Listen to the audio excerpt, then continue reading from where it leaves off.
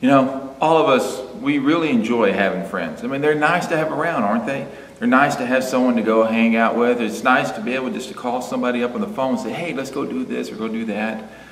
And it's nice to have a friend when you're going through an issue, you're having a problem. It's nice to have someone who's going to stand by your side. And that's what we've been talking about these past 3 weeks is friendship and what it means to be a friend. You know, one of the things we looked at the first week was, you know, who do we have sitting in our inner circle, that first chair? Do we have people who have the same morals as we do? Do we have people who have the same ideals we do? People who are going in the same direction that we are? For a lot of us, unfortunately, we have a whole bunch of people we put in that first chair with us, people that are influencers who are influencing us. And a lot of times those people, you know, they're going in a different direction. Doesn't mean that they're bad, it just means they're headed in different directions. And if we have those kind of people sitting in our first chair, what happens is we're sitting there, we're just spinning our wheels and we're not going anywhere. And then last week we looked at a friend is somebody who serves. A friend is somebody who serves another person without expecting anything in return. To be honest, a lot of us, we use our friends, don't we? We use them to get something out of them. Even as spouses, we use each other a lot too, don't we? We give a gift or we do something nice expecting something in return. You know, and Jesus modeled for us what it means to be a true friend because he got on his hands and knees and he got to the nastiest part of our body, our feet, and he washed his best friend's feet. But you know, drama. Jesus experienced drama with his friends. I mean, this thing about one of his friends betrayed him, sold him out. Another one just completely denied he even knew who he was. And then there was another time that the disciples, they were so self-centered and so caught up with themselves and everything that they didn't even pay any attention to him. You know, conflict. Conflict and relationship is going to happen. We're going to have it. We can't avoid it. You know, but here's the thing about conflict.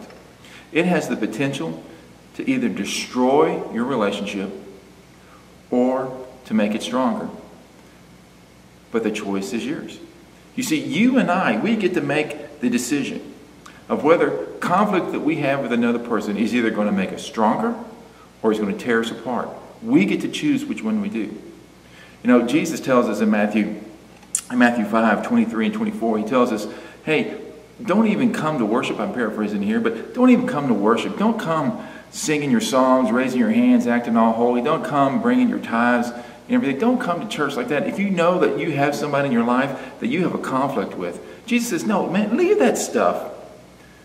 Go take care of it. Go seek reconciliation. Go try to resolve the conflict. Go say, I'm sorry, ask for forgiveness. Then come and worship me. Because in Matthew 22, Jesus says, Jesus was asked this, what is the greatest commandment? Trying to trick him. He says, what this? Love the Lord your God with all your heart, all your soul, and all your mind. And then the second is equal to the first. And the second is what? Love your neighbor as yourself. See, it's impossible for us to worship. It's impossible for us to love God if we're in conflict with other people. We can't do it. See, I love Colossians 3:13. It says this. It says, make allowances for each other's faults. Make an allowance for each other's faults. And forgive anyone who has offended you. You know what? None of us are perfect. So why should we expect our friends to be perfect? Why should we expect our spouses to be perfect? They're not. They're going to make mistakes. They're going to screw up. We are human. We're going to just do stupid stuff. Hey, we know that. So why not make allowances for each other and forgive each other and love each other? You know what? If we do that, then we're going to be able to worship. Then we're going to be able to open up our Bibles and read and just really hear God speak. And when we pray, our prayer life is going to be incredible. So I want to challenge you to do this.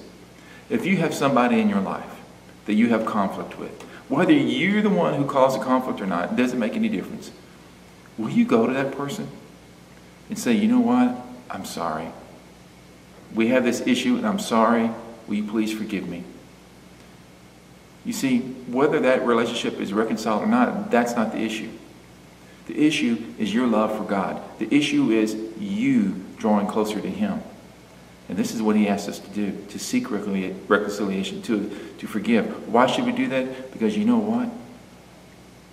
You and I mess God over every day. forgives you and me. So why can't we do that for others? Hey, I know it's hard. I know it's difficult.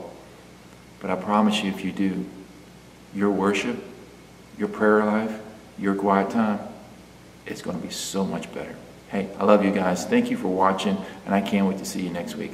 Take care. Bye.